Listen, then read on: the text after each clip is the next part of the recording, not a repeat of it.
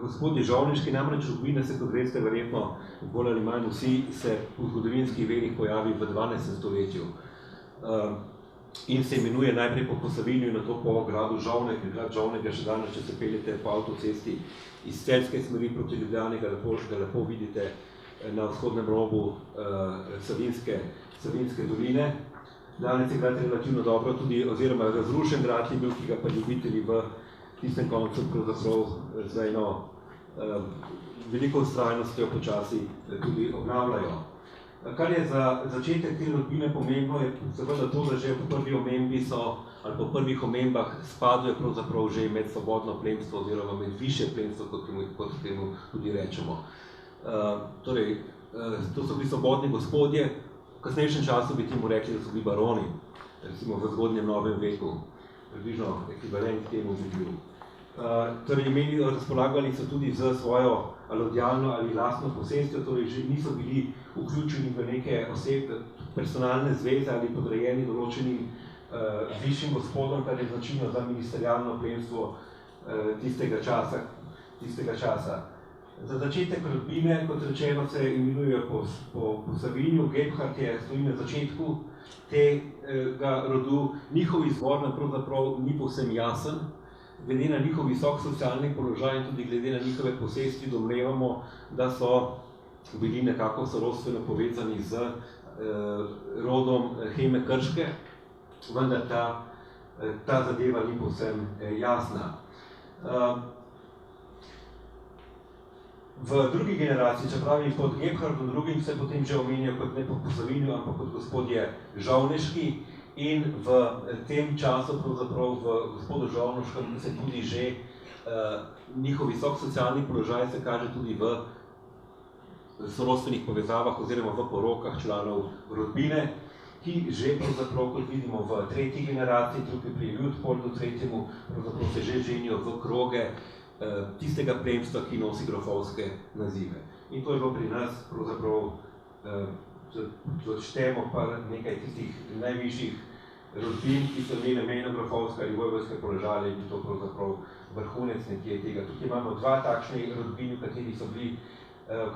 s katerih so dobili žene. Eni so gospodje Vovbrški, zdaj so seveda še tako pomembni tudi za nadaljni razvoj zgodovino Celjske hiše, drugi so seveda gospodje ali pa grofje Šternberški. Toliko za samo predstavitev. Tukaj imamo eno karto posestne razdrobljenosti ali slike slovenskega ozemlja v 13. stoletju. Kot vidite, tudi ta slika kaže pravzaprav veliko razdrobljenost zemljiške posesti in žovneška posest v tistem času je bila relativno skromna. Se pravi, začetki žovneških gospodov so pravzaprav vezani samo na tale tukaj konec, kjer imate Žovnek. Njihova posesti so bila, kot rečeno, v vzhodnem delu Savinjske doline, Žovnek, Ojstrica, recimo Braslovče, to so približno kraje, recimo, ki bi jih lahko povezali, še 4 gradove so imeli vsega skupaj, ki bi jih lahko povezali v tej zgodnji fazi z žovniškimi gospodi. Za njihovo zgodovino v tej prvi fazi je seveda zelo pomembno eno dejanje, ki se je zgodilo leta 1308. Namreč tega leta so se podvrgli štajerskemu deželnemu knezu oziroma štajerskemu vojvodu, to so bili takrat že Habsburžani, so zasedali ta položaj, in sicer na tak način, da so njih svoje lastna posestva, ali alode, kot temu tudi pravimo, prepustili Habsburžanom in jih prejeli od njih takoj nazaj v fevd. S tem se je ustvarila seveda fevdna povezava med Habsburžani in žovneškimi gospodi, in ta povezava je bila seveda za nadaljnji vzpon rodbine v prvi fazi zelo pomembna, v kasnejšem obdobju pa, kot bomo videli, je predstavljala pravzaprav oviro njihovemu nadaljnemu vzponu in je moralo priti tudi pravzaprav do redefinicije, do ponovne vzpostavitve ali pa definiranja teh habsburško-celjskih stikov. S tem pravzaprav, ko so predali svoje posesti in prijeli nazaj v fevd, so se pravzaprav navezali so postali na nek način del štajerskega deželnega plemstva. Savinjska dolina v tistem času, v 13. stoletju, je imela nek zanimiv položaj pravzaprav. ni spadala niti v Krajinsko, kot se nam kažejo zadnje raziskave, hkrati pa seveda tudi še ni bila vključena v Štajersko oziroma v plemiško zvezo, ali pa vse plemiči z tega področja niso bili vključeni v plemiško zvezo Štajerskega vojvode. In to, da so se žovniški podredili Habsburžanom, je seveda imelo velik pomen tako za dinastijo, za rodbino, kot tudi za samo zgodovino Savinjskega konca v tistem času. Se pravi, lahko bi rekli tudi tako, žovniški gospodje so postali 1308 vazali štajerskih vojvod in s tem bili vključeni v, potem rečemo, deželno zvezo.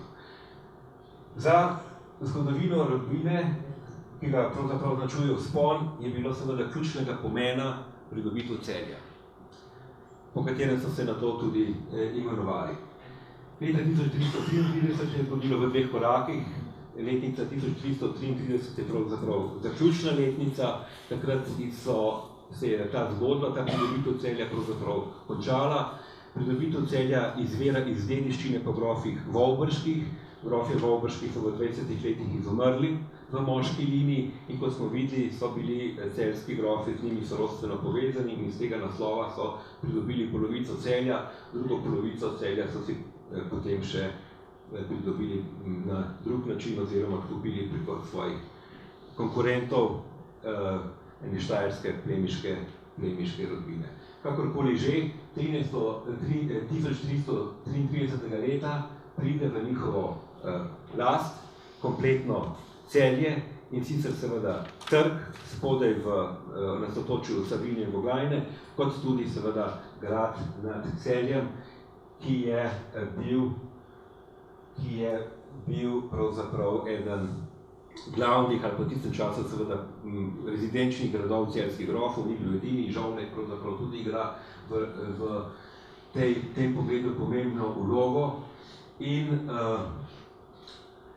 potem v kasnejšem času seveda je ena od njihovih rezidenc, seveda tudi rezidenca v mestu Celju samem, tako imenovani Knežji dvor. Celjski grad pa seveda igra prominentno vlogo in po tem gradu se je rodbina tudi imenovala. Plemiške rodbine v tistem času, se pravi v srednjem veku, se v glavnem imenujejo po gradovih, na katerih so bivale. Lahko bi rekli, da so gradovi ali pa imena gradov bili neke vrste priimki teh plemičev. Zaradi tega so se lahko včasih tudi menjali. Kot so v tem našem primeru, ko so od gospodov žovneških postali grofje, oziroma v tem primeru še, lahko rečemo, tudi gospodje celjski, ne še grofje. Do grofovskega naslova so prišli nekoliko kasneje, par let kasneje, 1341. leta, so bili povzdignjeni v grofe celjske. In to je Ludvik Bavarski, takratni cesar, jih je edini, kot že ime pove Bavarski, z Bavarske, to je bil edini Wittelsbach, predstavnik te vojvodske rodbine Bavarske, ki je zasedel nemški prestol, rimsko-nemškega kralja, in on jih je 1341. leta tudi povzdignil v grofe, v grofovski stan, in takrat naprej, recimo, lahko v njihovih listinah sledimo, vidimo to spremembo statusa, vidimo tudi v tem, da se celjski grofje od takrat naprej seveda tudi titulirajo kot grofje celjski, komites decili ali grafem foncili, odvisno ali so listine pisane v latinščini ali so seveda pisane v nemščini.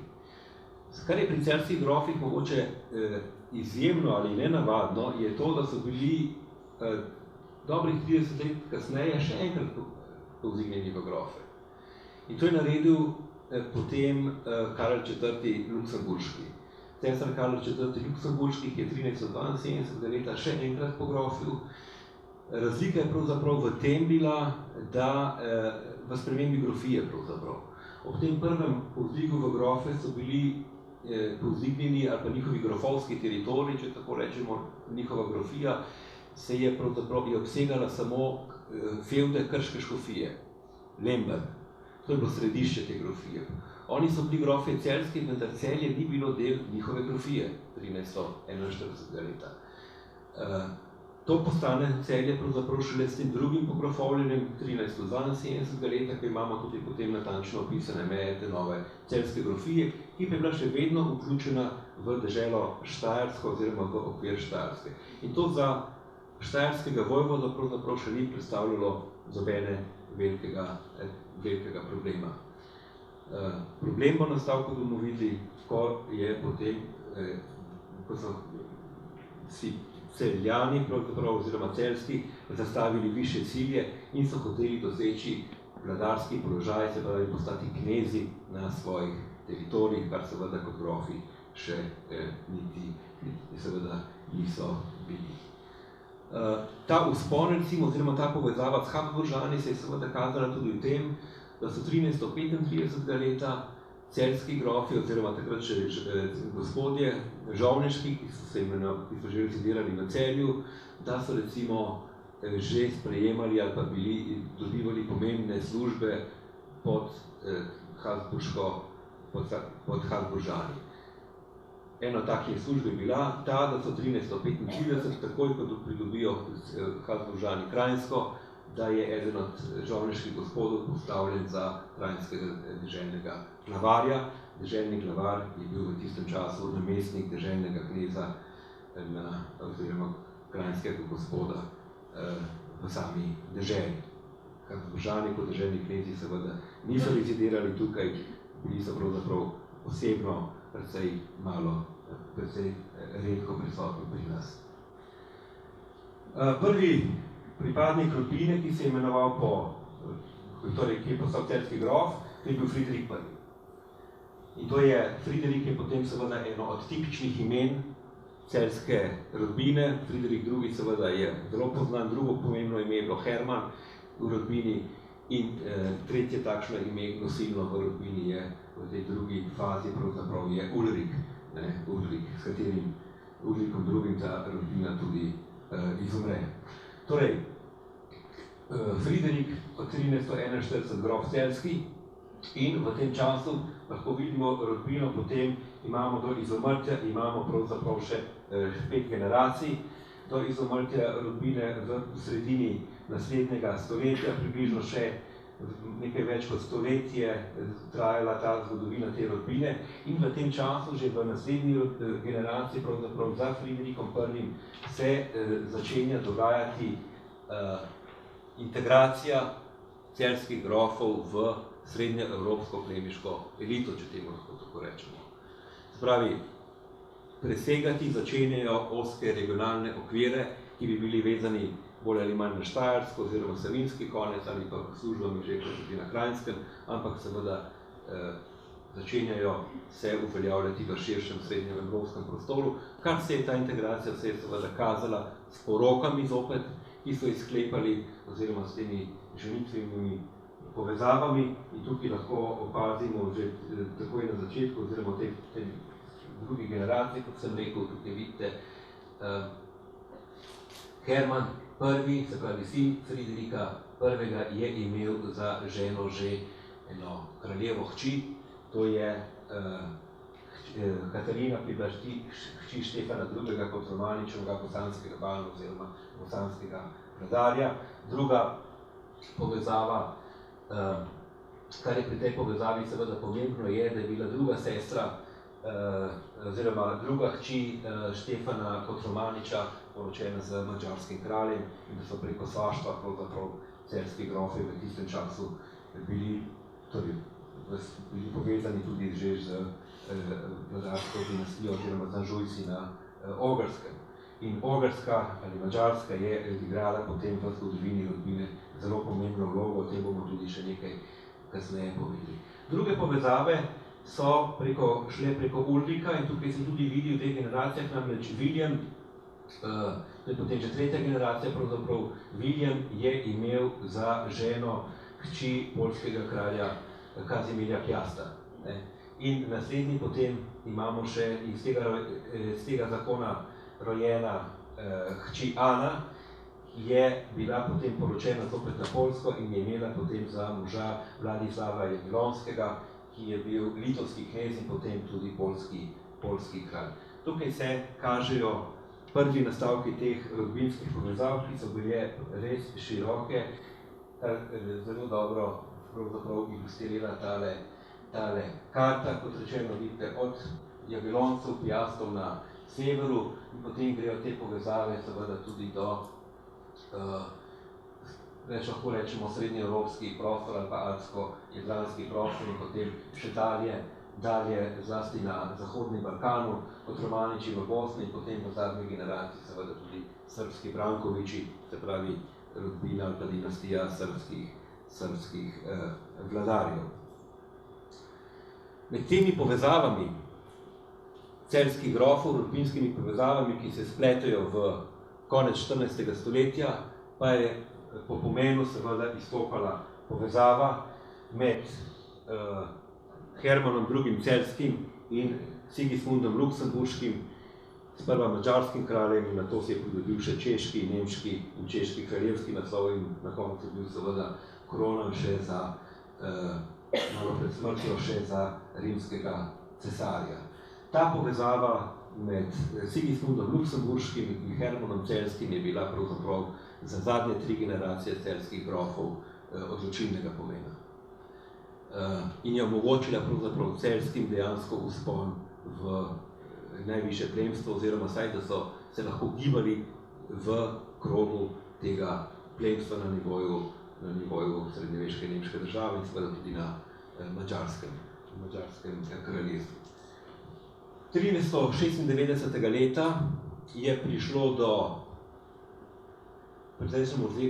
precejšnjem oziru usodne bitke pri Nikopolju na Donavi, spodnji Donavi, kjer je velika križarska vojska pod vodstvom prav Sigismunda, ki bo takrat madžarski kralj, doživela strahovit poraz. To je bila križarska vojska, v kateri so sodelovali plemiški kontingenti iz nemških dežel, pa tudi francoski vitezi in prav samozavest, bi lahko rekli, pretirana samozavest francoskih vitezov, ki so bili prepričani v zmago, je pripeljala do hudega, uničujočega poraza križarske vojske pri Nikopolju.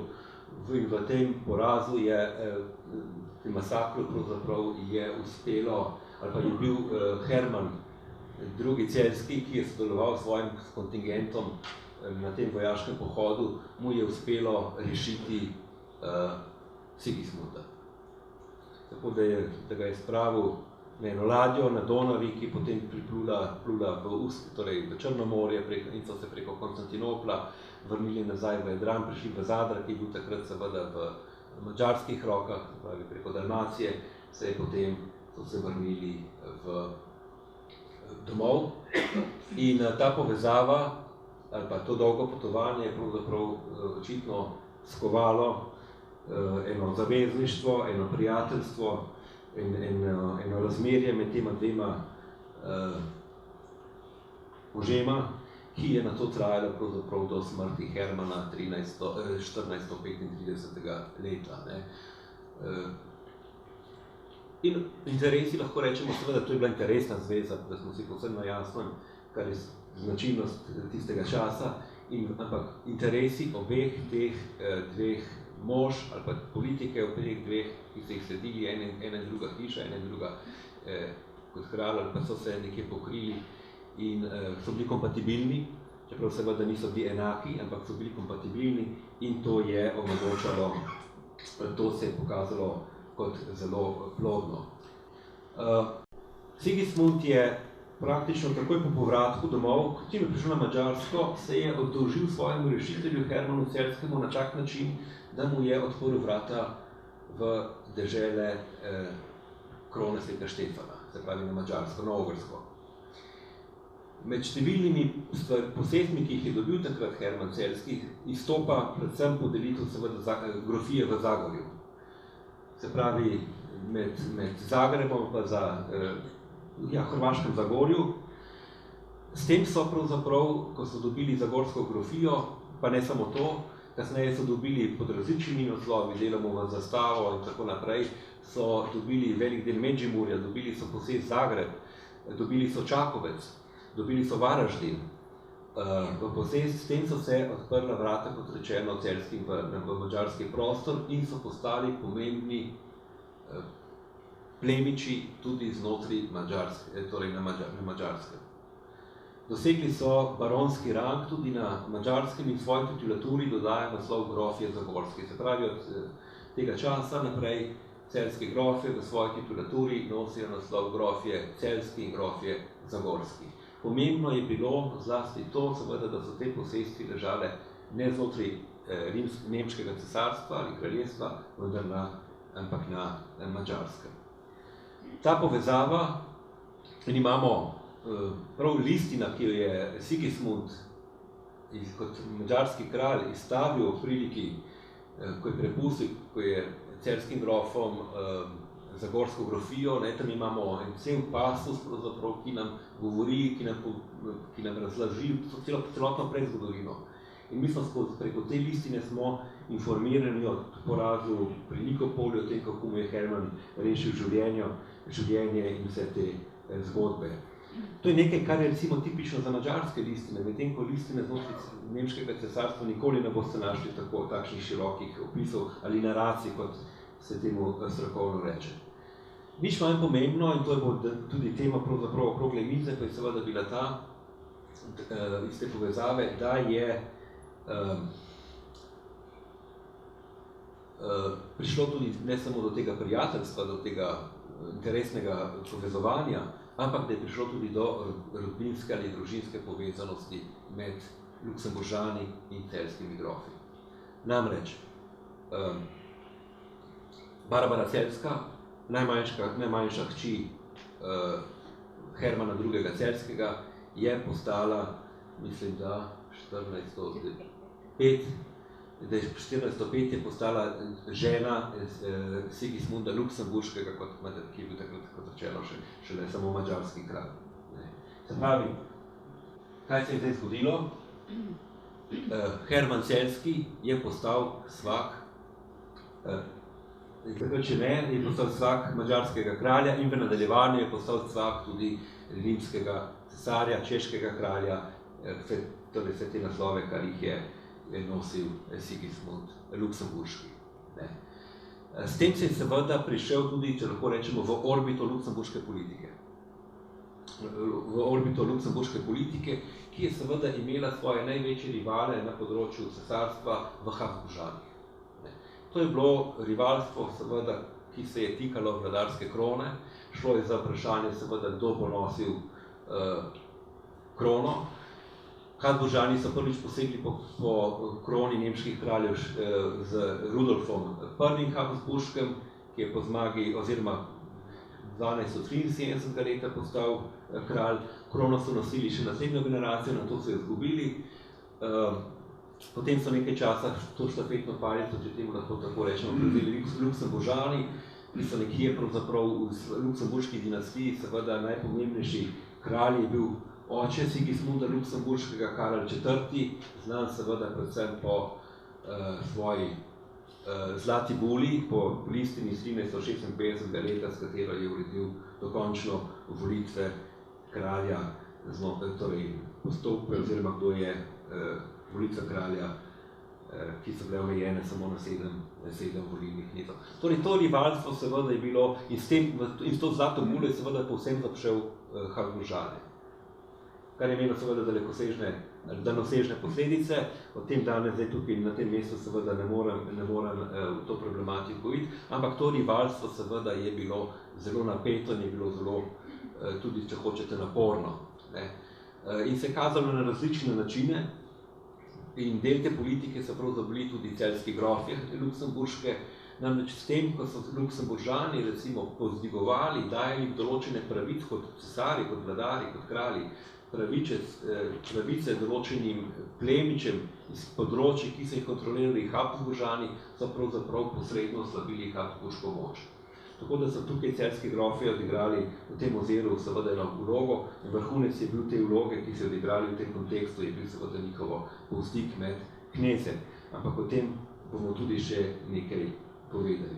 Pomembno iz tem, torej, ta povezava rodbinska ali pa družinska Barbara Sigismund, zakon seveda, ki je trajal več kot 30 let, pravzaprav do Sigismundove seveda smrti. Barbara ga je še krepko preživela in ki ni bil najbolj enostaven zakon, kot bomo verjetno tudi še lahko nekaj povedali, ampak pomembno je seveda, da se je iz tega zakona rodila hči Elizabeta, edina hči, ki je seveda bila deginja ogrske krone.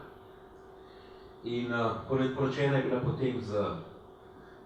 je bila z Albrechtom Habsburškim, tukaj sta podobljena oba na levi sliki, sta na krilnega oltarja iz Klosta Neuburga iz 1438. On iz tega zakona se je rodil Vladislav Posmrtni, ki je svoje ime po smrti dobil pravzaprav zato, ker si je rodil šele po smrti svojega očeta, Albrechta II.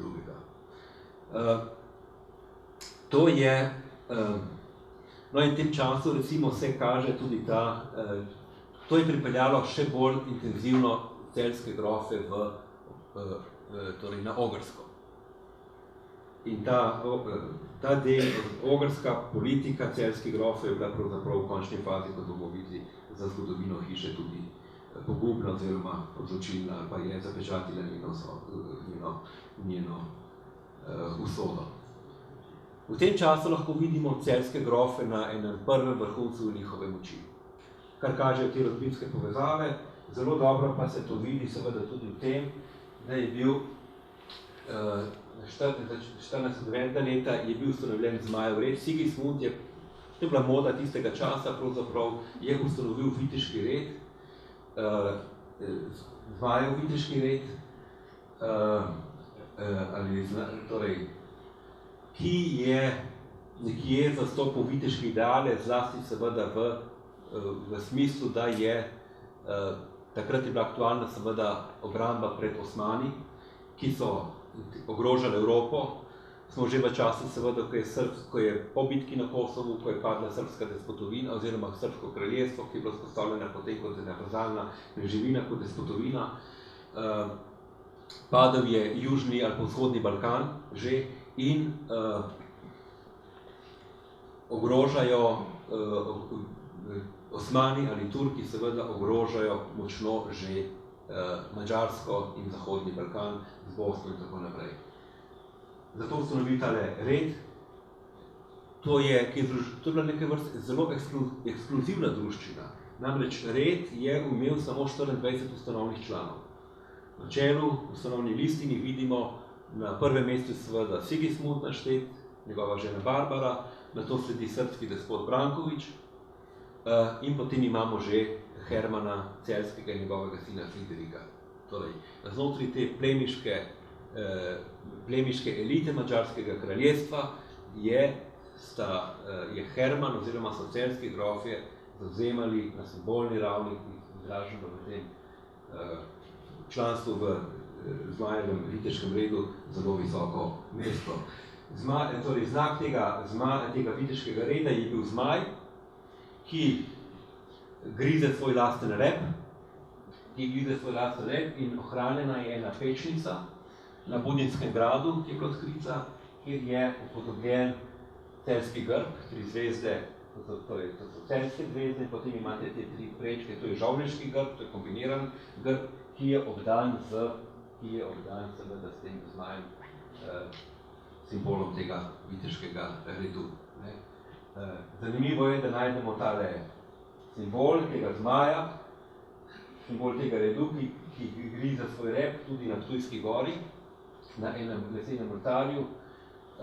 In sicer to je Sigismunda Burgundskega. Potem je dobil ime. Kdo? Sigismund Luxembourgeois je dobil potem svetniku ime. Mislim, da ja. Ampak seveda Sigismund Luxembourgeois ni bil svetnik, zato govorimo o tem, torej Sigismundov oltar je mišljen Sigismund Burgundski, ki umre že 524. leta. In potem imate spodaj pod tem oltarjem, imate spodaj, vidite tukaj, imate narisan oziroma izrezan tudi tega zmaja. Pri nas seveda, bolj kot potem članstvo v Zmajevem redu, znan seveda kot ustanovitelj kartuzije v Pleterjah, Podgorjanci. In sicer Točen datum ustanovitve nam ni znan, nekje med 403-407 več listin si sledi iz tega časa, kako je dotiral to in kako je potem ustanovil samostan. To je stara samostanska cerkev, ki je danes pravzaprav izven samostanskega objekta, ampak seveda kartuzijanov, drugače kartuzijanov ponavadi seveda ne pridete, cerkev je danes dostopna. Ustanovil kartuzijanski red, kartuzijanski red, oprostite, samostan kartuzijanskega reda pod pleterjami, se pravi poklical je ta kontemplativni red, ki so živeli kot neke vrste puščavniki v skupnosti, in to je bil četrti kartuzijanski samostan ustanovljen na slovenskih tleh.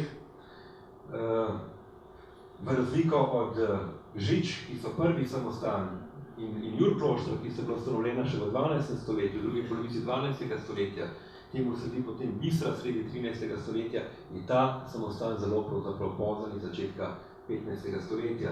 Pri arheoloških izkopavanjih v cerkvi pleterskega samostana je bilo odkrite tudi pečni, so bili odkrite tudi tlakovci, ki vsebujejo z celjskim grbom. Ko je leta 1335 Herman Celjski umrl, je bil tudi pokopan v tej svoji ustanovi, se pravi, celjska kronika nam to jasno pisuje, torej pred oltarjem v Ladi. To so bile enostavne cerkve v skladu z redovnimi ideali, če hočete, kartuzijanov, da so bili skromnost in tako naprej.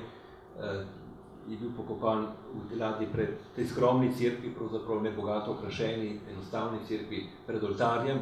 Danes je njegov grob izgubljen, oziroma vemo, da je bil, samostan je bil potem, kartuzijani so ga zapustili, prišel je drug red in so današnji kartuzijani, ki so v Pleterjah, so pravzaprav prišli iz Francije, prvi je bila ponovno poseljen ta samostan v 19. stoletju, in takrat so pri obnovi samostana, tako je mi enkrat razlagal profesor Mlinarič, ki je gotovo najboljši poznavalec zgodovine samostanov in rodov na Slovenskem, da so v samostansko cerkev, to staro cerkev, so ugradili oziroma so postavili eno parni stroj, ker so obnavljali samostan vse skupaj.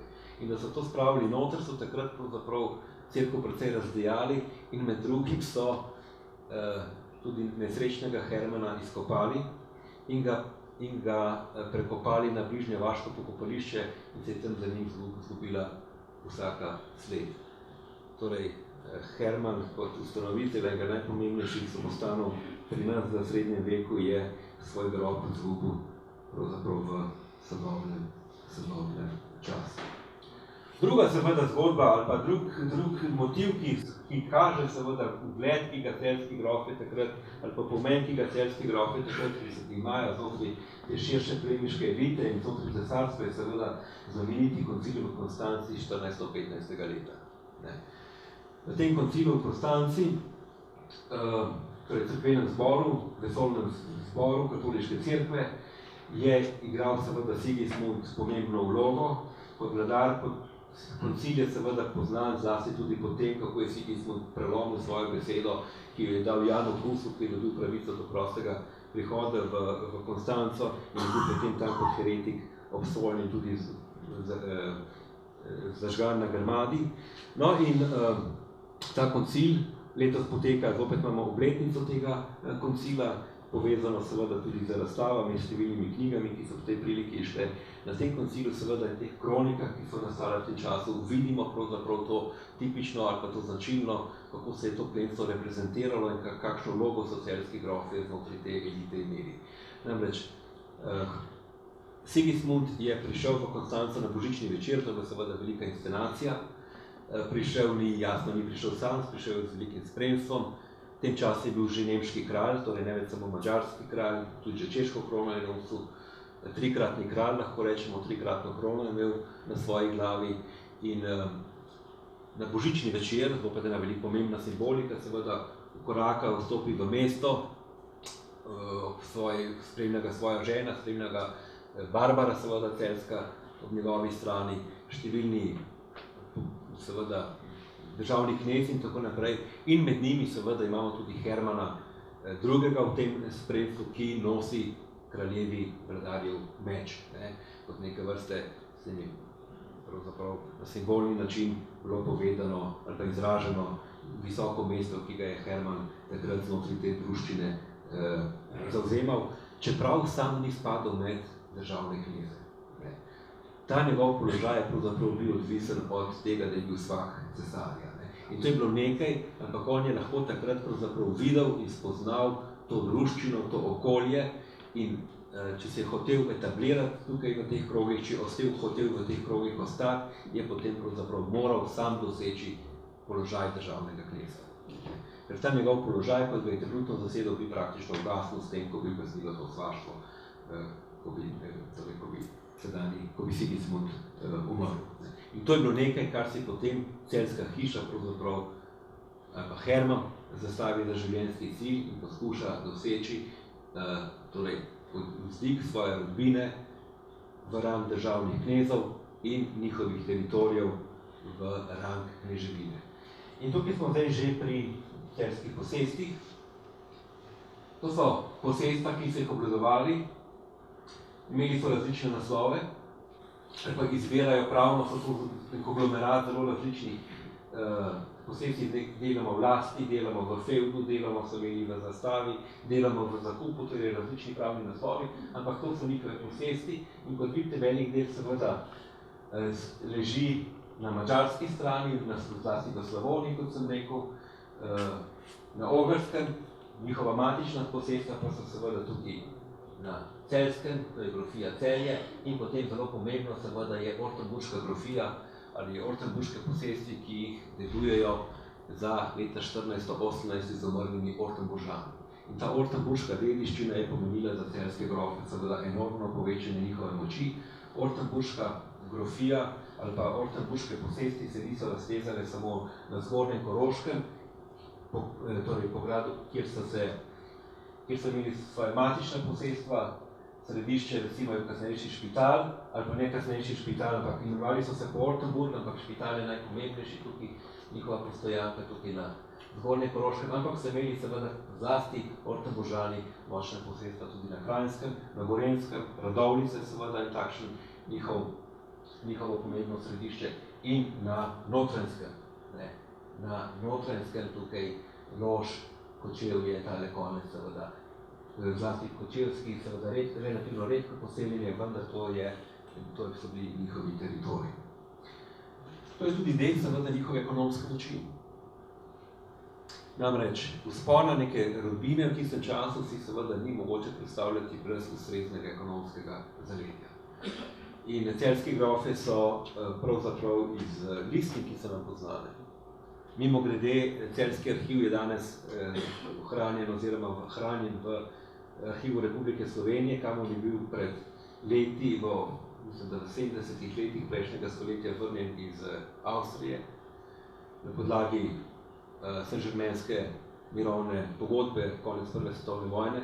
Ta restitucija se je vlekla več kot 50 let, da so Avstrijci vrnili te dokumente. Danes imamo arhiv celjskih grofov v Ljubljani in iz tega arhiva seveda lahko vidimo, kako so pravzaprav celjski grofi bili ena premožna rodbina.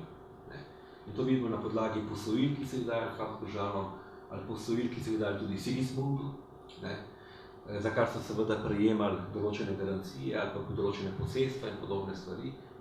Ampak odkje jim ta dohodek? Deloma tih domiških posesti, ki so jih imeli, vendar to seveda še zdaleč ni bilo vse. Deloma, ali pa v veliki meri, izvedimo recimo mitnice. Mitnice so pomembno sredstvo njihovega blagostanja. To je ena karta, ki jo je naredil kolega Kosi. In kot vidite, črno so te črne puščice in tudi te bele ortenburške puščine so mitnice, ki so bile v posesti grofov celjskih. Oni so praktično, kot vidite, kontrolirali celoten promet, ki je šel čez slovensko ozemlje preko Madžarske v Italijo. In to je bil seveda zelo pomemben dohodek, ki so ga imeli. Ali tudi promet, ki je šel proti Slavoniji. Torej, en vir njihovega moči so bile tudi dohodki, ki so jih dobivali z mitnice. Podobno položaj ali pa podobno vlogo so mitnice imele v zgodovini goriških grofov. Zlasti tirolske linije, ko dobijo goriške grofe, podedujejo tirolsko v drugi polovici 13. stoletja, so prišle v njihove roke mitnice na vseh pomembnih cestah v vzhodnih Alpah, ki so povezovale nemški prostor z Italijo. To so zlasti mitnice na Brennerju, recimo, in Reschenpass ali Reschenpass o podporni dolini Eča. In te mitnice so recimo goriškim grofom prinašale toliko dohodkov, kot jih je imela salzburška škofija, nadškofija na celotnih svojih posestvih. In iz tega denarja so seveda lahko financirali tudi svoje vojaške kampanje, vzdrževali tudi svoje klientelno plemstvo ali v tem času, kar smo že v 15. stoletju, seveda plačevali najemniško vojsko. Najemniki igrajo seveda v tem času že pomembno vlogo, to niso več samo klasične feudalne vojske. No, in njihov položaj, pomemben celjskih grofov, recimo, ali pa njihova moč, se kaže tudi v tej karti. Tukaj imate kartirane gradove, ki so jih obvladovali grofje celjski, se pravi v času Hermana II. Okrog 1425. leta, seveda vidite zelo jasno koncentracijo, tako seveda, kjer so njihove posesti, Savinjska dolina, središčem v Celju, Štajerska bi lahko rekli, Zgornja Koroška, predvsem in seveda tudi Notranjska ali velik del Dolenjske. To samo pravzaprav na tak način hočem samo ilustrirati ali pa vas upozoriti na nekaj teh stvari podrobneje, tudi zopet ne moremo iti v te problematike, ker ura nas že prehiteva. In naslednja stvar, ki je na kratko delom, je seveda knezi celjske, pokneženje celjskih grofov. Herman sledi politiko, doseče hoče vladarski položaj. Kaj to pomeni? To pomeni, da imaš na svojih teritorijih suvereno oblast. Da si pravzaprav nekaj vrste, da si vladar določen, poenostavljeno povedano, zelo poenostavljeno države. In da imaš knez kot knez suverene pravice. Da si najvišja sodna oblast, da se v tebi združuje najvišja sodna oblast, najvišja vojaška oblast in če hočete najvišja zakonodajna oblast, bi temu poenostavljeno rekli. In to jih je pripeljalo seveda v kolizijo z Habsburžani. Oni so imeli te ingerence tukaj na Štajerskem, Kranjskem in Koroškem. In konflikt se je zaostroval in se je zaostril do konca leta 1436, ko je Sigismund, Herman II. Je pravzaprav umrl že leto pred tem. In on osebno ni doživel pravzaprav vrhunca, ki ga doseže celjska hiša za povzdigom med državne kneze. 30. novembra se je to zgodilo v Pragi, s to listino, ki je bila takrat izstavljena, zopet hranjena v arhivu Republike Slovenije. Sigismund je izkoristil priložnost oziroma situacijo, ki se je takrat zgodila, da je bil Friderik III., takrat, če ni bil kralj, da je bil Friderik III. Kot deželni knez Štajerske, Koroške in Kranjske na romanju v Palestino, se pravi, je bil odsoten in v tem vakumu, v tej praznini je povzdignil svoje svaštvo, svoje sorodnike po ženjeni strani, jih je povzdignil v državne kneze in izstavil to listino. To je bila ena slovesnost na praškem mestnem trgu, ki se je udeležil, kot vemo, samo Ulrik, tudi omenjeno, listina nam to natančno opisuje vse te stvari. In kaj je zdaj pomembno s tem, kot pravi, torej, da so postali pokneženi grofi. Oni so še vedno ostali seveda grofi, vendar so bili v rangu državnih knezov. Iz njihovih, torej iz grofije Celje, on jih je seveda lahko poknežil samo kot nemški, torej kot Rim, takrat je bil že cesar, seveda samo znotraj za teritorije, ki so ležali znotraj cesarstva, ne na posesta, ki se kmeli na Ogrskem. In zato je celjski grofiji, torej njihovi grofiji Celje in Ortenburg povzdignil v dva knežja, torej v tako imenovana praporna fevda, ustvaril s tem kneževino. Njihova kneževina je torej bila sestavljena iz dveh grofij, Ortenburg in Celje, in njih je povzdignil v kneze. Posebna pravica, najpomembnejša pravica, ki jim je ob tej priliki podelil, pa je bila ta, da je v Celju, da so celjski grofi dobili pravico, da imajo na svojih teritorijih, verjetno v Celju, plemiško sodišče. Kar je pomenilo, da je vsa ta plemiška klientela, vso to plemstvo z njihovih teritorijev, da je bila njihova sodna inštanca, kjer so reševali svoje spore, je bilo sodišče v Celju, kjer je celjski grof fungiral kot sodnik. In ne več sodišča avstrijskih Habsburžanov kot štajerskih vojvod, koroških vojvod ali tudi takrat že kranjskih vojvod. Se pravi, ne več plemstvo z celjskih teritorijev svojih sporov ni več reševalo v Gradcu ali v Šentvidu takrat, ne, ali v Ljubljani, ampak je začelo v Celju. In to je pomenilo, da so si vse te teritorije, pravzaprav iz celjskih teritorij, kjer je to plemstvo živeli, izločilo iz obstoječih dežel Štajerske, Koroške, Kranjske, Štajerske, Koroške in Kranjske. Se pravi, tukaj je začela nastajati nova dežela, ne, kjer so imeli celjski položaj knezov, ki je bil ekvivalenten položaju Habsburžanov. To je bilo seveda nekaj, kar Habsburžani na kar niso mogli pristati, ker je pravzaprav zminiralo ali pa podiralo tisto, kar so si oni trudili od tega, ali pa želeli doseči od trenutka, ko so vstopili v vzhodne Alpe konec 13. stoletja oziroma po koncu otokarja Pšenica. Posledica tega je bila fajda ali vojna, plemiška vojna, nekaj precej običajnega za tisti čas, ki se je vlekla od leta 37 do 43 leta, 6 let, preslet in tako naprej, seveda ne vaš čas, in na to je bil dosežen kompromis. Ampak o tem bom še nekaj povedal. Vendar, v tem času seveda so celjski grofje, pravzaprav imajo status knezov. In to, kar je želel doseči Herman in tega ni doživel, so pravzaprav dosegli celjski grofje pod njegovim naslednikom, pod njegovim sinom Friderikom II. In vnukom Ulrikom. Friderik je bil pravzaprav na nek način potisnjen ob stran, zaznamovala ga je ta afera za Veroniko Deseniško, ki je očitno bila resnična ljubezen, ki je oče pravzaprav nasilno prekinil in kar je imelo pravzaprav tragične osebnostne posledice za Friderika, ki se nikoli pravzaprav ni igral vloge, kot bi jo kot prvorojeni sin pravzaprav ali kot naslednik Hermana, ki bi jo moral igrati, ampak je to njegovo vlogo pravzaprav prevzel Ulrik Celjski. No, ta nova, bi rekel, samozavest, to nov položaj celjskih grofov, dosežen s pokneženjem, se je seveda odrazil na različne načine. S tem, da so začeli pečatiti, da so si dali izrezati nove pečatnike, estetne pečate, knežje pečate, da so si seveda dali v Celju postaviti knežji dvor, ki je upodobljen tukaj. To je tlele. Danes je tukaj del stalne zbirka grofov celjskih, to je del pokrajinski muzej v Celju.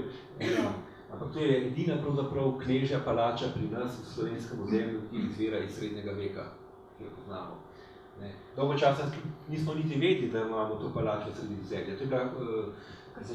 To je bila za časa Marije Terezije bila preurejena v vojašnico in je potem ta vojašnica ostala pravzaprav še po drugi svetovni vojni. Med znanimi komandanti ali pa poveljniki te vojašnice v stari Jugoslaviji je bil Draža Mihajlović, recimo, mimogrede, v Celjskem dvoru. Ampak tukaj se vidi ta njihova nova, recimo, knežja samozavest, kaže recimo tem, da so eni soustanoviteljev ali pa mecenov gradnje, torej Marijine cerkve na Ptujski gori, kjer nas na njih spominja tak prekrasen gotski baldahin. Recimo en izraz te njihove nove samozavesti, njihovega knežjega položaja je to, da začenjajo si pisati svojo zgodovino.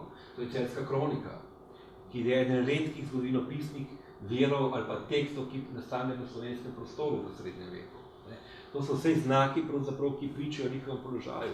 In ta njihov nov položaj so pravzaprav videli tudi drugje, zelo širšem prostoru. Recimo, zelo dobro ga ilustrira tale Šetlova kronika ali Nürnberška kronika iz konca srednjega veka, ki prikazuje v različnih verzijah, imamo tudi to shemo prikazano, ki prikazuje strukturo cesarstva. Na sredini imate seveda cesarja, ki ga v isti vrsti z njim je 7 volilnih knezov, 4 posvetni, 3 cerkveni, in potem imate seveda vojvode in tako naprej. V zadnji skupini so, v zadnji vrsti spodaj imate grofe in med temi grofi cesarstva so, tukaj imate tudi Celje, simbolizirano, ne?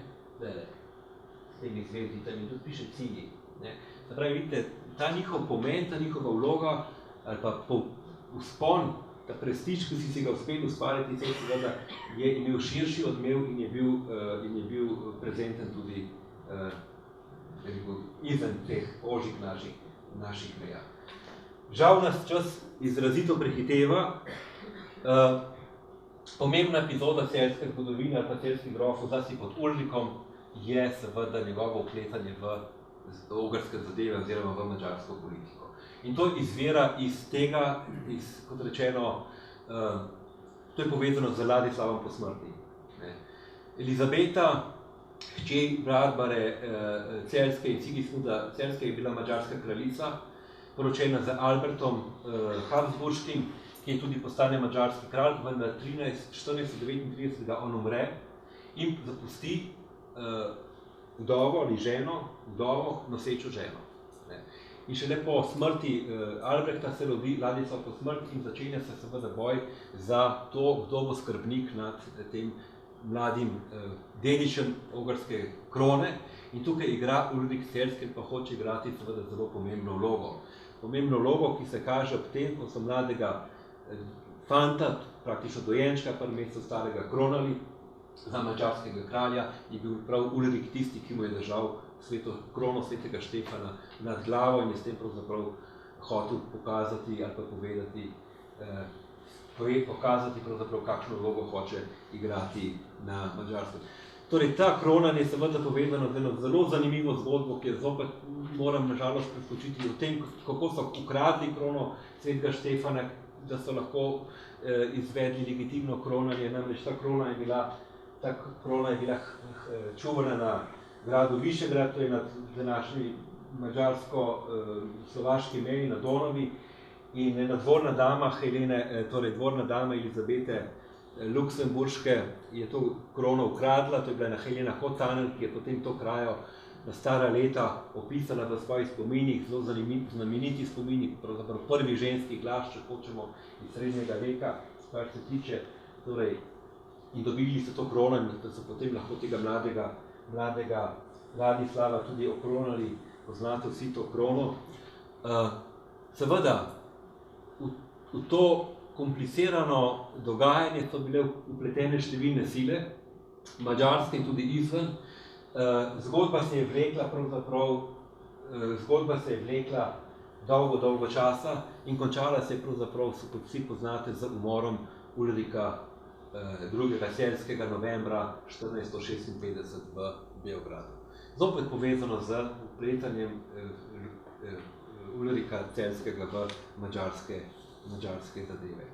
Namreč, v tistem času se na Madžarskem zlasti močno dvignejo Hunjadi, rodbina iz Sedmograškega, danes v Romuniji, ki igra v madžarskem spominu pravzaprav eno pomembno vlogo.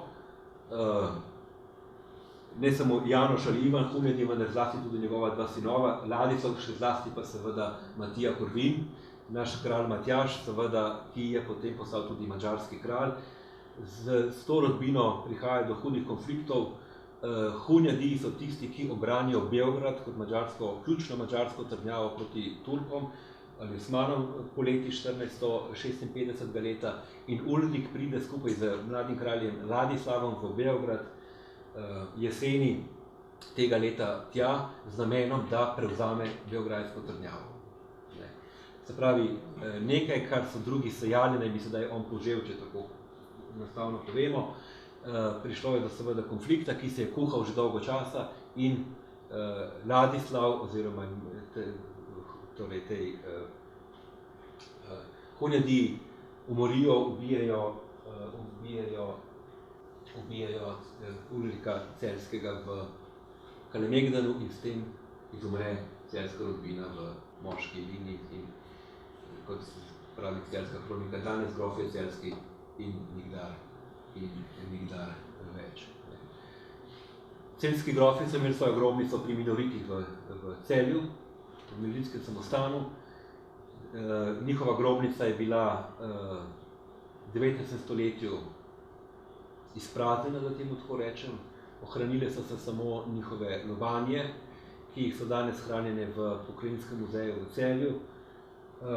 Njihova opredelitev je relativno težka, katera lobanja je pripadala komu od celjske dinastije, še največ pravzaprav z največjo verjetnostjo lahko ravno lobanja Ulrika Celjskega opredelimo ali pa določimo, ker je pač poškodovana od ran, ki jih je dobila, ki jih je Ulrik Celjski, smrtnih ran, ki jih je Ulrik Celjski dobil v Beogradu, v katerih je rodbina že umrla. Epilog, čisto na kratko. Z izumrtjem celjske rodbine pravzaprav izumre zadnja ali pa najpomembnejša plemiška rodbina, ki je imela rezidenco na slovenskih tleh. Največjo korist od tega so potegnili Habsburžani oziroma Friedrich III., ki je ponovno združil seveda vse te teritorije, ki dobi celjsko dediščino. Že prej je pravzaprav za poravnavo 1343 so se Celjani morali odpovedati svoji kneževini. V kompenzacijo so ohranili lahko knežji naslov, ampak knežji naslov se je nanašal samo na njihovo osebo, ne pa na kneževino, se pravi, bili so knezi brez kneževine, ali bi rekli, imeli so naslov brez osebine praktično. Titel one mittel, bi Rimci temu poenostavljeno rekli. In to je bilo tudi za nadaljnji razvoj zelo pomembno, namreč s tem je nastal eno novo vrsto kneževstva, ki je bilo zlasti tipično za Habsburške dežele, da smo imeli tudi kasneje, zlasti v novem veku, celo vrsto knežjih rodbin, ki so bile knezi samo po svojem položaju, vendar niso imeli suverenih knežjih teritorijev.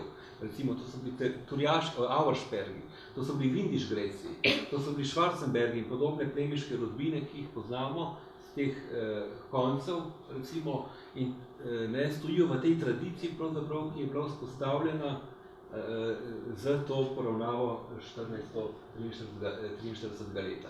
Kot rečeno, Friedrich III. Pridobi, tukaj vidite, kako so Habsburžani pridobili ta celjska posestva, integrirali jih znotraj svojih posest in pravzaprav takrat se šele dokončno utrdi Habsburška oblast v kompleksu nastajajočih notranje avstrijskih dežel.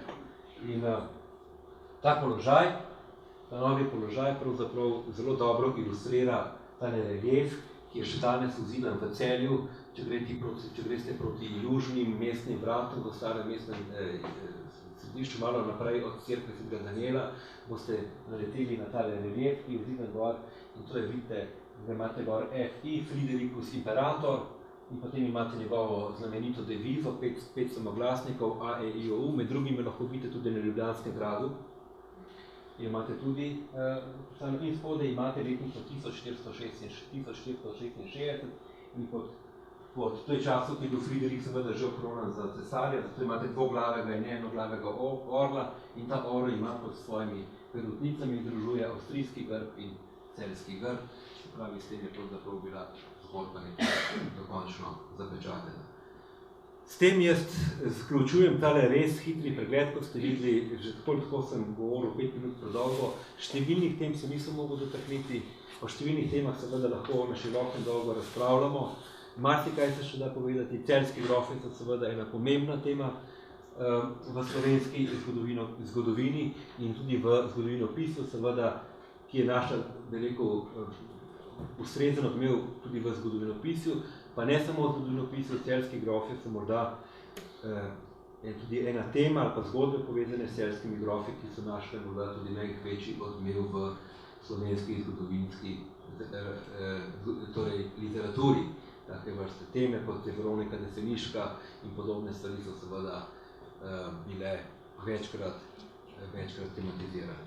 Tako, hvala lepa.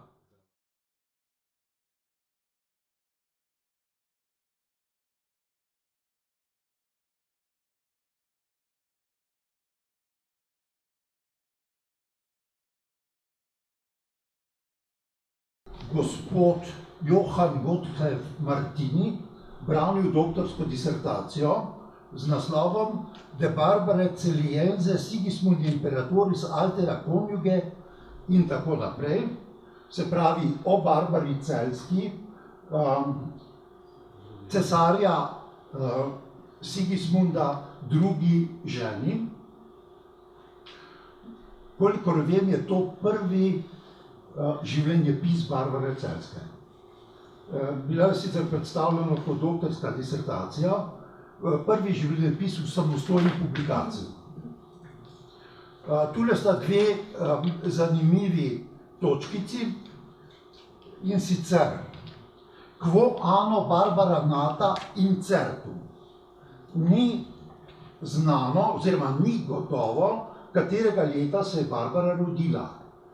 Verum tempus indagatum.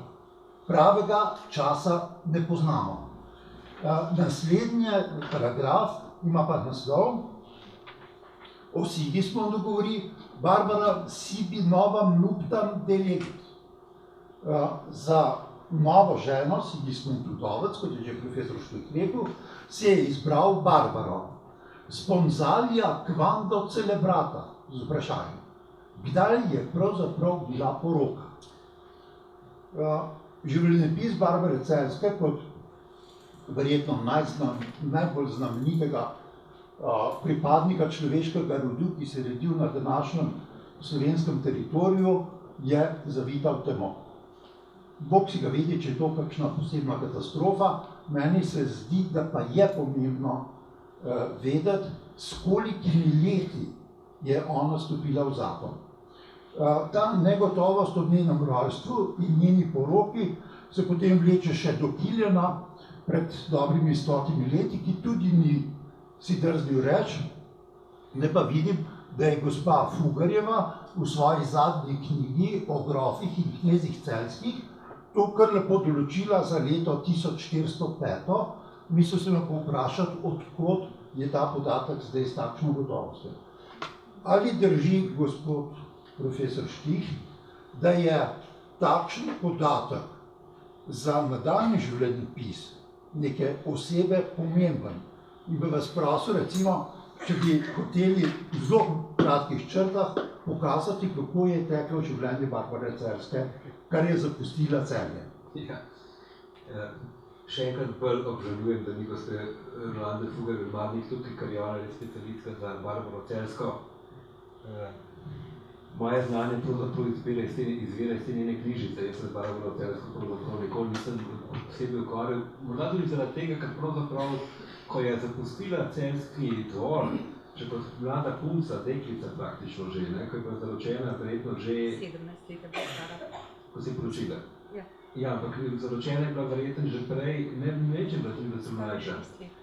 Če kot mlada deklica je na vsak način zapustila Celje in se potem ni več vračala pravzaprav v Celje, ne? Barbara je bila najmanj 20 let mlajša od Sigismunda. Ja, še več. Ja. Še več, ja, je bila mlajša. Če je bila 92 rojena, naj bi bila... Pa 48, 24. Ja. No, kakorkoli, jaz sem pravzaprav o kakšne podrobne biografije Barbare Celjske ne znam povedati. Čisto skrito poznal, zato ker se z njo nisem ukvarjal, niti je o njej ohranjeno veliko gradiva. Zapustila je pravzaprav relativno malo sledi, ampak to je nekaj, in to sem jaz hotel tematizirati, v nadaljevanju tematiziral, to je pa povezano pravzaprav z položajem ženske v srednjeveški družbi. Kakšen položaj so imele, kakšen odmev so potem pustile, tudi kako jih lahko zgodovinarji pravzaprav zagrabimo ali pa vidimo, se ukvarjamo z njimi. Na vsak način seveda je ta poroka za Sigismundom opredelila, torej v prvem, nekje okrog 1405, a je to zdaj točna letnica, ni točna letnica, lahko ugibamo ali popustimo ob strani, se je poročila, je postala druga žena Sigismunda Lucemburškega, madžarskega kralja, in to je seveda povsem spremenilo njeno nadaljnje življenje, ker je pač nastopala kot v vlogi kraljice. Se pravi, imela je določeno funkcijo na dvoru oziroma v reprezentanci v okviru takratnih družbenih norm, ki je imela. Kolikšna je bila seveda njena realna moč, to je seveda drugo vprašanje, o katerem bomo lahko tudi še nekaj govorili. Kar vemo o Barbari Celjski in vemo, poleg nekaj listnin, ki jih imamo, ampak to so pravzaprav skromno gradivo, ki jo kaže seveda z poslovne strani, ne pa človeške strani ali pa z privatne strani. O tem imamo pravzaprav poročila, ki so tudi precej neuravnotežene ali pa precej pod vplivom, bi rekel, enega zelo znanega pisca tistega časa, in to je Aeneas Silvii Piccolomini, kasnejši papež Pij II, ki je Barbaro večkrat v svojih delih omenjal, v delu De Velis Illustribus je celo namenil poglavje, drugače pa najprej zna njen opis v avstrijski kroniki oziroma kroniki Friderika III. On je bil namreč kancler Friderika III. In tam jo je, zopet mimogrede, to delo poznamo v 3 redakcijah in podoba Barbare Celjske se v teh različnih redakcijah menja, ker je pravzaprav se menja tudi položaj Piccolominija, od navadnega tajnika do kardinala in potem, ki je bil papež, tako je tudi nekatere sodbe menjal. In recimo, on je Barbaro Celjsko označil izrazito negativno. V značajski potezi, sicer je opisal kot lepo žensko, ampak jo je negativno ocenil in ker je bil humanist, že zelo veliko recipiran, že v srednjem veku, do 1500 imamo celo vrsto teh prvotiv, torej tiskov že njegovih del, to je široko poznan in to zaznamovalo pravzaprav podobo Celjske, Barbare Celjske še za naslednje generacije. Ta negativna podoba, kot ona je bila označena kot Mesalina, to je takšnih nemška Mesalina, ko se je enih takšnih in tudi brezverna ženska, brezbožna ženska, ki ni verjela v posmrtno življenje in podobne stvari, takšne stvari je pripisal Piccolomini. Ta zakon seveda kot kraljica je spremljala Sigismunda na številnih poteh, velikokrat je bila tudi sama. Tudi to iz njene biografije lahko vemo. Vemo tudi, da pravzaprav je bil to en zakon polkolenih kriz, celo dvakrat je bila zaprta, konfinirana, in torej na vsak način ni imela enostavnega življenja, lahko rečemo, da je imela, jaz mislim, kar precej burno življenje, ki se je v glavnem odvijalo na Madžarskem.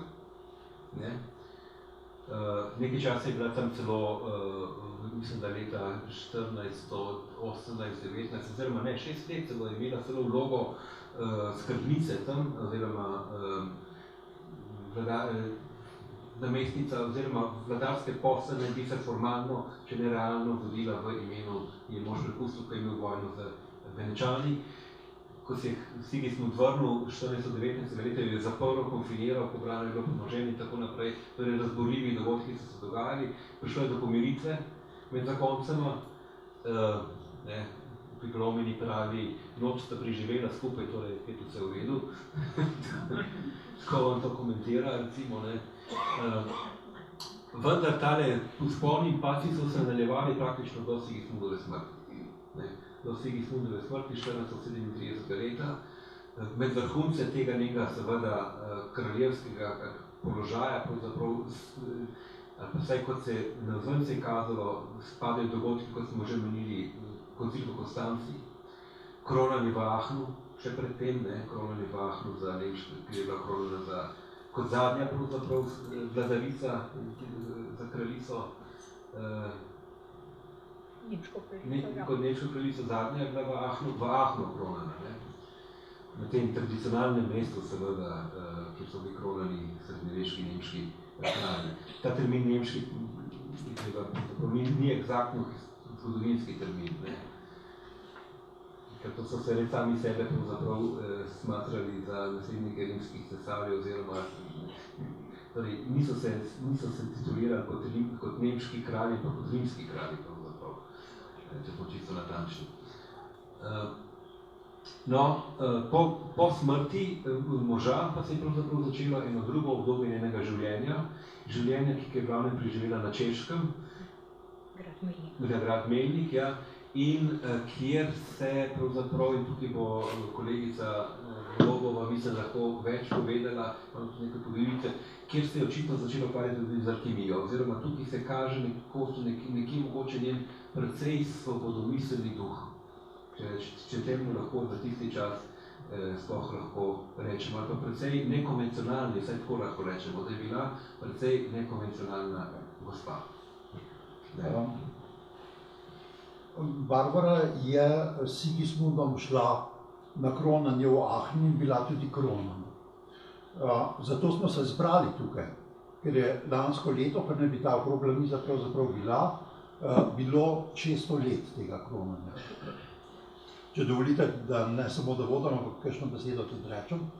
Ogledal sem si kraj v Aachlu, tudi prestol, na katerem so kronali, in zanimivo je, da je v oktogonu, se pravi Aachenski katedrali, v literaturi, ki jo dobite tam po knjigarnah okoli oktogona, dosti seznamov kronanih glav v Aachnu in tam piše Sigismund Luksemburški in Barbara, nič Celjska. V nobeni knjigi ni zapisano Barbara Celjska, ampak samo in Barbara. Kot da bi načrtno hotel zbrisati slovenskega zemljevida, tako samo mimogrede. Na koncilu v Konstanci je Barbara s Sigismundom vred blestela. Kronist koncila v Konstanci piše, kako sta prišla v Konstanco, vsa čudovito lepa. Človek z veseljem verjame, da sta bila čudovito lepa, ker tudi, če berete sedanji rumeni nemški tisk, čisto vse kronane in nekronane plemenite evropske dame so bildschöne Frauen. In ko pogledate sliko, je zelo daleč od bildschön. Tule je profesor Golobova pripravila nekaj portretov med drugim Barbare Celjske, saj Bellifortis, ki se je prvi pokazal, in potem posmrtni portret iz Nürnberške kronike. Profesor Golobova, a to lahko imenujemo portret ali je neka fantazijska slika v narekovajih lepe ženske? Edino, kar štejem kot dovolj verodostojno podobo Barbare Celjske, je v resnici ta prvi posnetek, ki je tukaj, in to je freska iz pokopališke kapele v kraju Rifian na Južnem Tirolskem blizu Merana. In tam sta upodobljena skupaj Barbara Celjska in Sigismund, za njima pa ne vem, ali stoji Friderik II., ki bi po starosti nekako najbolj ustrezal, ali je Herman II. Z dvignenim mečem. Jaz ne vem, zdaj grejo ti posnetki malo po svoje. No, ampak te freske je treba datirati za letnico 1415, so delo češkega freskanta. In če lahko rečemo, da sta decembra 1414 prispela v Konstanco tako, da sta takoj zatem, ko sta prikorakala oziroma prijahala skozi mestna vrata, šla tudi v stolnico v Konstanci k polnočnici, se nista ne preoblekla, ne nič, direktno k ta veliki maši sta šla. In šele potem naslednje jutro se je začel kakorkoli pač odvijati ta njihov protokolarni del tukaj v Konstanci. Barbara Celjska, zelo veliko virov je, ki govorijo o tem, da je v resnici zelo lepa, opisujejo kot zlatolasko, svetle polti. Če vzamete pesnitev, ki je sicer pesniško strašno šibka, Zemljar je rekel, da je pravzaprav škoda papirja za tako pesnitev, ampak to je ena pesem, ki jo je napisal Tomaž Prišu. To je bil notar in pesnik v Augsburgu, ki jo je očitno videl, ki je bil tudi sam v krogu Podžebrčolinija. In Tomaž Prišu, ki pravzaprav je imel naročilo, da mora napisati neko pesnitev ne samo o njunem prihodu v Konstanco, oba dva tudi predstaviti kakorkoli, ampak je govoril potem tudi o knezih, o sprejemih in tako dalje. To je pesnitev, ki se je danes ohranila v dveh izvodih. Eden je v Berlinu, drugi je v Heidelbergu in mislim, prišel ni imel pravzaprav nobenega posebnega razloga, da bi kakorkoli jo opisoval z neresničnimi besedami. Hkrati pa tudi pravi, da je zelo čedne postave, da je jedra ženska, da ni presuha, da ni predebela, da se odlično obnaša, da je v resnici kraljica od temena do peta. In da je pravzaprav obča sreča, da je tukaj. No, tole je pa začetek enega drugega rokopisa, to je Johannes de Ukino, Kronika Hungarorum, ki je tukaj sicer v kopiji iz približno 1462-66, ta rokopis je bil v lasti Jožefa Kalasnica Erberga in je tudi danes v Berlinu, je izšlo nemško delo in ta Kronika Hungarorum, tole je Rifjan in tukaj spodaj je Barbara upodobljena, zgoraj s krono je Sigismund, ki pravzaprav ima čisto alegorično vlogo kot tistega velikega pravičnega vladarja, ki svojo močjo poruši idole. Torej gre tukaj za, lahko rečemo, transpozicijo tega vladarskega para v neko drugo simbolno vlogo.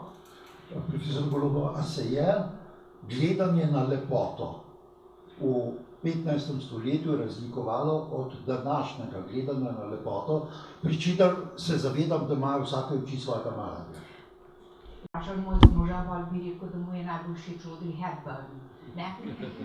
Ampak... Ne pa moja žena. Srečna ona. Veste, je pa vprašanje, kako bi recimo Audrey Hepburn funkcionirala v zgodnjem 15. stoletju. Ne še. A je papež ključno vplival na njeno interpretacijo o njeni lepoti? Ker jo je proglasil za barbar? Ne, veste kaj, takole, Enea Silvio Piccolomini je bil mož, ki je prvič, sam je že prišel iz nekega zelo nižjega plemstva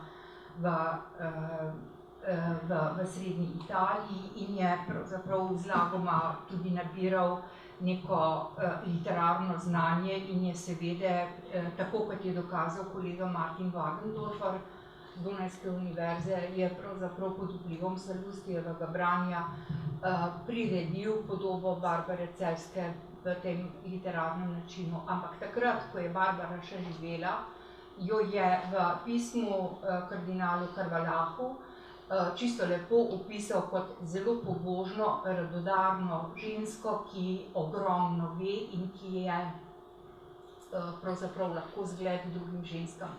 4 pisma so ohranjena, preden jo je spremenil tako rekoč v neke vrste monstrum.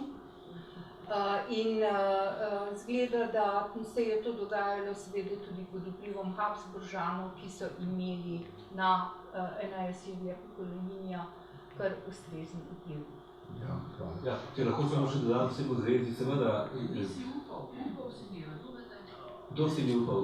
Ja, takrat, ki je bila pomembna pregovorna knjiga. Mesto, ki so ga celjski imenovali za skopa v Trstu, pol se pa se dogajajo. Dovolite, naj stvar steče do konca, potem se boste pa sprostili. Profesor Štih, izvolite.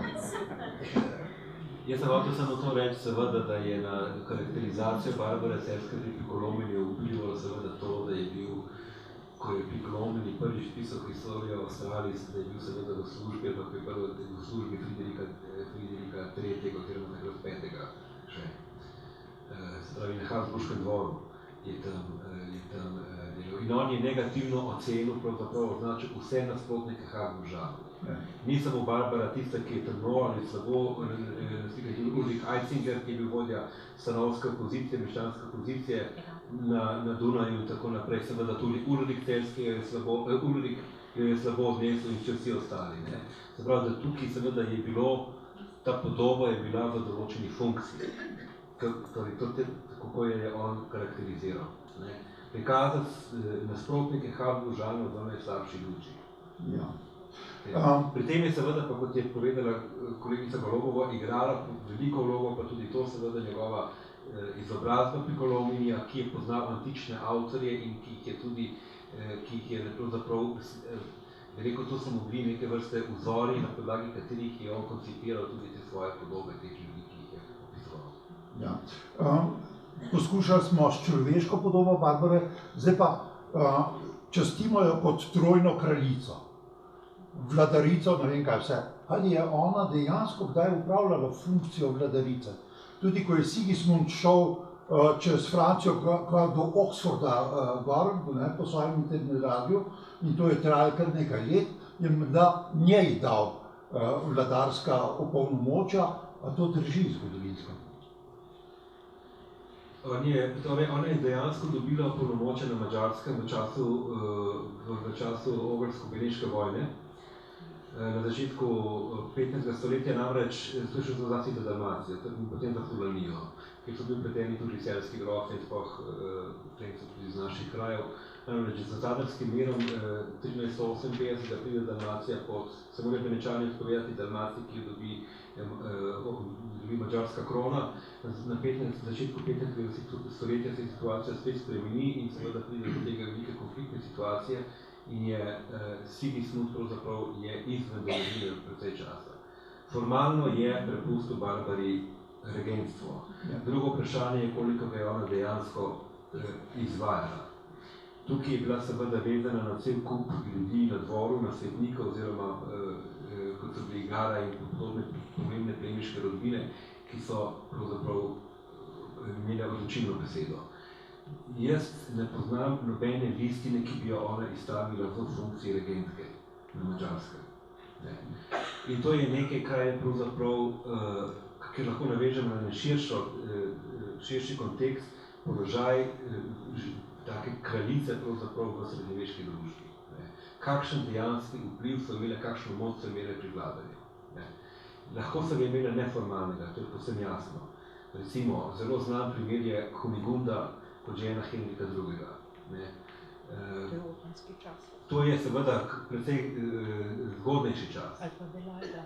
In tako naprej. Imamo nekaj, ampak to so te neformalne, ki so vplivali kot žene na svojem, to poznamo tudi iz današnje politike, da so pač žene pravzaprav lahko igrajo pomembno neformalno vlogo v politiki in da so to tiste osebe, ki pripomorejo k določenim odločitvam. Cherchez la femme. Ja, tako, ampak njihova realna moč ali oblast je bila precej omejena. In to se pravzaprav vidi tudi v tem, da poskušajte se spomniti, koliko žensk iz srednjega veka pa poznate, koliko kraljic poznate po imenu. Ja, no, v glavnem poznamo kralje, kraljice pa bolj malo. Imela pa je menda kar precej premoženja, ki ga je Sigismund dal po poroki in tistega ga je menda tako dobro upravljala, da je posojala državi, recimo, Sigismundu, denar in iz tega je verjetno tista njena moč izvirala Sigismund. Ja, to bi jaz težko sobo. Definitivno je imela veliko premoženje, ki je tudi Kilian ga je v svoji dizertaciji dobro tudi detektiral, oziroma že takrat vemo približno, zlasti sprva v Slavoniji. To ni bila samo zemljiška posestna, ampak to so bili tudi dohodki, recimo od različnih davkov, ki so pripadali državi oziroma ogrski kroni in se jih potem prepustil. Kasneje bi pa prišlo pravzaprav do zamenjave, ko je svoje težišče prenesla pravzaprav na sever, današnjo Slovaško, takrat na Ogrsko. Imamo en dokument, ki ga interpretira, ki omenja njeno velike posesti tudi na današnjem Slovaškem. Ampak to se interpretira na način, da je prišlo do zamenjave.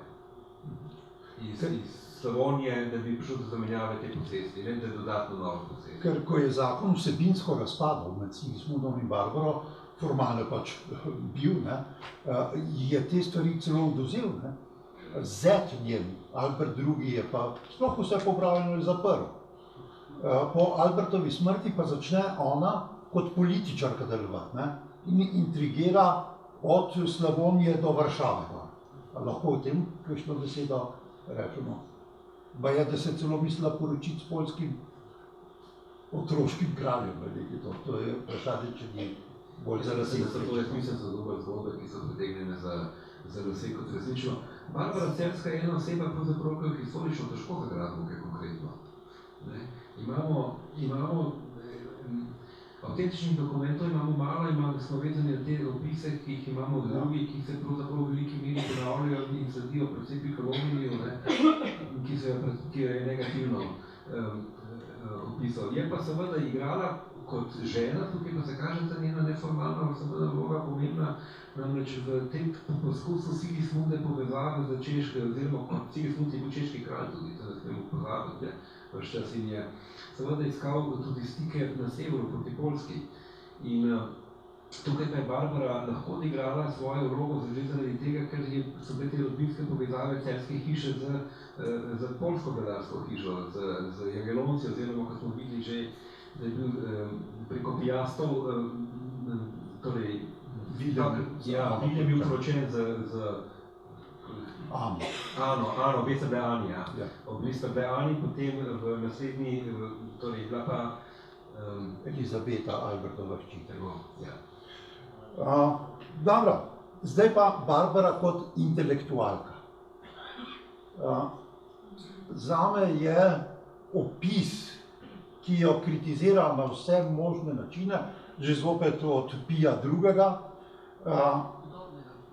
nekaj šovinističnega, ker so ji po moje preprosto zavidali njen intelektualni potencial.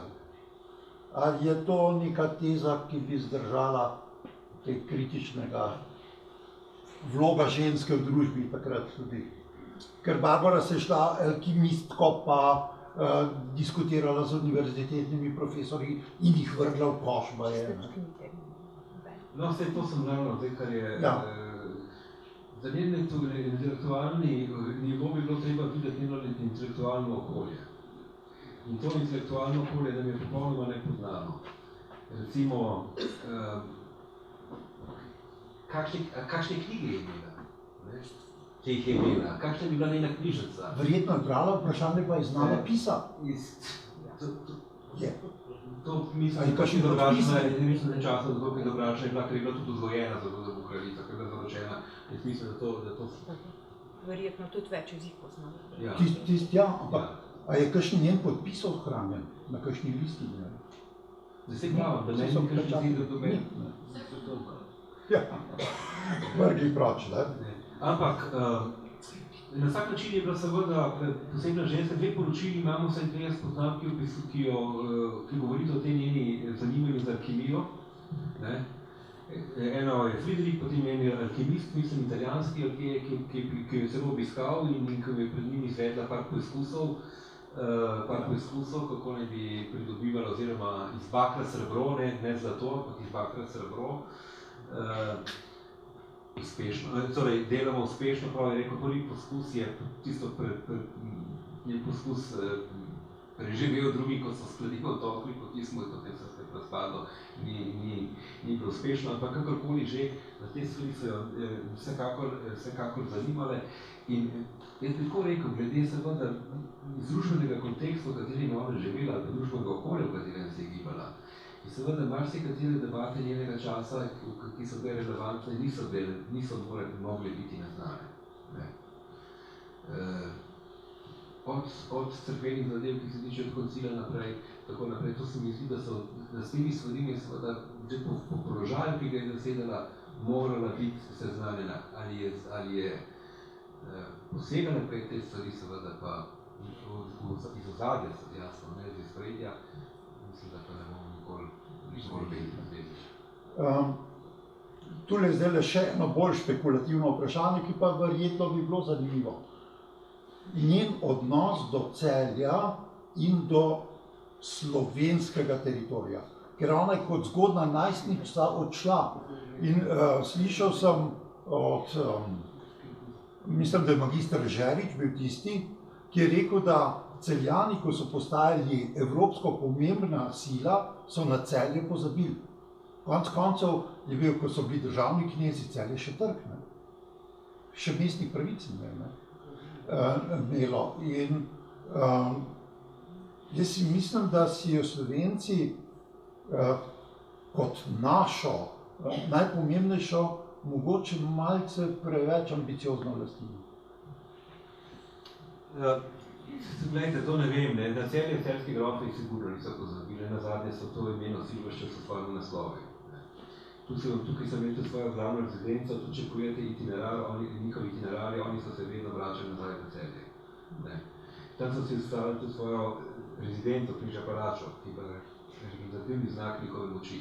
Ne glede na to, da Celje formalno seveda ni bilo mesto vse do Friderika, v bistvu do zgodnjih 50 let, 15. stoletja, je Celje na vsak način seveda igrala pomembno vlogo in tudi na tem, kar smo videli, seveda, da kar naprej nastopa Celje, ker so nam kazali tiste Šetlovo kroniko, recimo, se omenja Celje. Tako da s tem se ne bi strinjal, da bi Celje izgubili iz svojega spominja. Tudi pokneženi so bili na Celje, pravzaprav. Seveda, pa celjska kronika grofov celjskih, ki smo čisto natančni. Barbara pa seveda je, kot rečeno, Celje je zapustila mlado dekle in nimamo niti enega podatka, da bi se še kdajkoli v svojem življenju vrnila v Celje. Jaz bi sem to rada dodala, da navsezadnje pa pozabila, kakšno je bilo pravzaprav Celje v resnici v 15. stoletju. Tako da, poglejte, ni mnogo let preteklo od takrat, ko se je začelo obnavljati sedanji Knežji dvorec in so v plasteh pod dvorcem našli kip te antične gospe, za katero je kolega dr. Stanko Kokole zelo upravičeno postavil domnevo, da so uporabili Celjani, tako kot je bila sočasna tradicija tudi v italijanskih mestih, da uporabijo telo neke personifikacije ali boginje iz antičnega obdobja in da potem dajo zraven glavo, vsi vemo, da so glave menjavali, ne, v kiparstvu, in da so jo pravzaprav spremenili v personifikacijo mesta Celja, kar poznamo recimo tudi v Mantovi, Veroni, Parmi, Padovi tistega časa. To je eno, kar je treba reči. Na drugi strani ravno tako zasluga dr. Kokoleta je v tem, da je našel tekst Briccija preprostega iz Celja, kjer opisuje o tem, da je v Celju bilo zelo veliko zlatih kipov iz antičnih časov. Zdaj prosim, ta pridevnik zlat si lahko razlagate, kot da so mogoče v resnici bili pozlačeni ali pa je s tem samo mislil izpostaviti neko posebno kvaliteto, ampak nikar ne pozabimo. Britci preprost je bil fant v letih, ko sta Friderik in Ulrik v Celju še lepo živela in tudi urejala mesto kot tako, se pravi Celje je bilo pomembno. Britci preprost je pa pozneje postal pravzaprav eden od zelo pomembnih humanistov na Dunajski univerzi in tudi ustanovitelj štipendije za nadarjene fante iz slovenskih krajev. Tako da, mislim na Celje, res niso pozabili in tudi Friderika nekako zasledujemo skozi te njegove zbirke tudi antičnih napisov in Maksimilijan I je bil navsezadnje tisti, ki je dal velik del celjske zbirke antičnih kipov in napisov odpeljati na Dunaj. Celjsko dediščino je treba tja gledati. Tisto, kar pa se vse skozi vrača v vprašanje o ne vem, kaj je brala Barbara Celjska, zakaj se ne vprašamo, kaj je bral Hermann II, kaj je bral Friderik II. Jaz sem navsezadnje tukaj mnenja, da je bila verjetno ta knjižnica, ki so jo imeli Celjani, zelo spodobno zasedena in lahko se samo vprašam, koliko rokopisov, ki so danes prav prišli iz osebne knjižnice Friderika III. In so na Dunaju, je pravzaprav imelo svoje korenine, pa so to lahko tekstovne, astrološke, medicinske, mineraloške, veterinarske knjige in tudi še kaj drugega in je seveda prišlo v njihovo zbirko. Mi tega ne vemo, zaradi tega, ker Tukaj pa moramo biti vendarle pošteni in če v knjigi nimamo podpisa ex biblioteka comitis ciliensis, potem pač ne moremo reči, da je to iz celjske knjižnice. Jaz vsaj tako gledam na to. In to, kar je pa knjig, ki so, oziroma srednjeveških rokopisov, ki so v Sloveniji, pa jaz pri najboljši volji približno 2 ducata rokopisov lahko z vprašajem povežem s Celjani, nekatere zgolj zato, ker se pač navezujejo tudi na Husa, na koncil v Konstanci in tako naprej, ampak to ni dovolj trden dokaz zame, da bi rekla, to je pa iz celjske knjižnice, to je pa lahko brala Barbara. Žal. Jaz imam samo še eno naprej pripravljeno vprašanje, potem bi pa dal besedo. Prosim, tu prej ste pač omenil Barbaro Celjsko pomembno v zgodovinskem spominu našem in tako naprej. Tukaj je treba vendarle opozoriti, da pravzaprav Barbara postaja, ali pa da se jo nekako bolj zavedamo še v zadnjem času. Recimo v enciklopediji Slovenije nima članka. V slovenskem geografskem leksikonu nima gesla, ga ima pa Veronika Celiška, ki je bila seveda povsem druga socialna kategorija, pač vemo, kakšno vlogo je imela. Ampak, in tudi Veronika Celiška je seveda v slovenskem zgodovinskem spominu predvsem bolj zasidela kot Barbara. Kar seveda tudi po tej socialnem naboju, ki ga prinaša njena zgodba, oziroma tej tragična zgodba, njena tragična zgodba zaradi tega, ker je bila to toliko literarno, ta tema toliko literarno obdelovana v slovenski zgodovinski, torej literarni zgodovini, če hoče, ali literaturi, ki se ukvarjajo z zgodovinskimi temami. Profesor Janko Rožen nadaljuje tradicijo Mesaline, ne?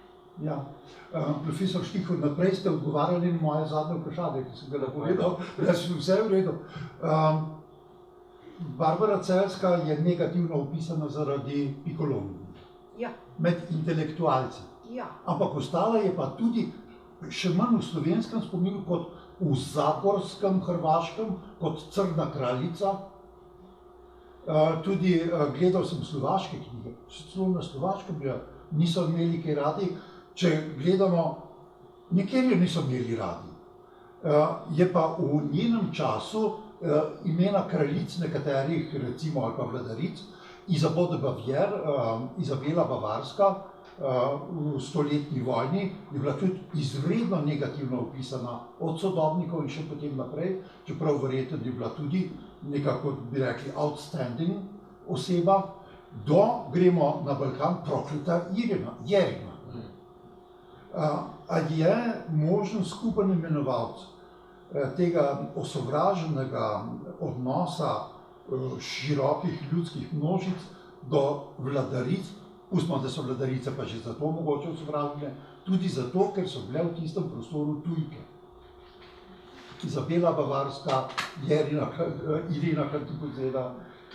S tem se pravzaprav ne bi strinjal. Jaz mislim, da te kategorije domač tudi so bile takrat malo drugačne, kakor so projekti danes potegnili to na domač tudi. Drugo vprašanje je sploh, koliko je to široke ljudske množice, koliko je te razseljene, koliko so se te pravzaprav podobe deljene literarne tradicije, se tradirajo preko literarnih tradicij. Pri Pikolomiju je evidentno, Pikolomij je za marsikatero zadevo, ne samo glede Barbare, seveda opredelil ali pa dal za naslednja stoletja dal pečat.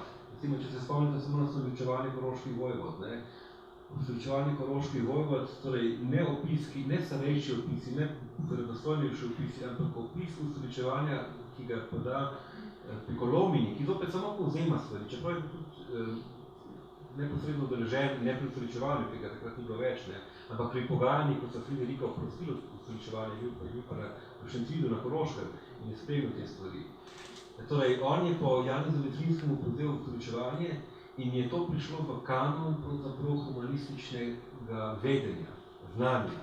In ker so le njegova dela razširjena in so potem vsi, ki so opisovali pravzaprav osvečevanje, Jean Baudin in drugi, se sklicujejo na Pikolomija in je on tista referenca. In tako je bilo tudi v teh primerih, in tako je verjetno tudi v primeru marsikatere druge ženske, se pravi, da imamo pravka z neko literarno tradicijo, ki je potem opredelila podobo teh žensk. Ne. O živskih množicah jaz sploh ne vem, če lahko govorimo, da so imele kakršne koli predstave, da bi se ta spomin ohranil.